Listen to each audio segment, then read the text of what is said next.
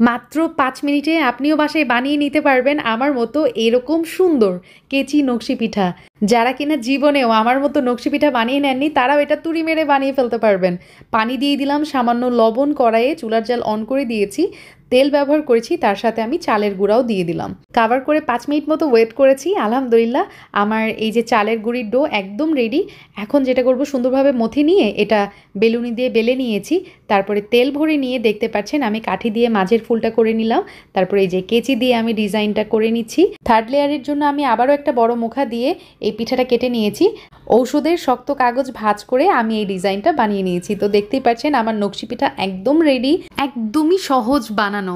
এখন যেটা করতে হবে, তেলের মধ্যে এই পিঠাগুলো আমি ভেজে নিব, একটু মিডিয়াম আঁচে ভেজে নেবেন, তাহলে পিঠাগুলো একদমই ক্রিস্পি হবে।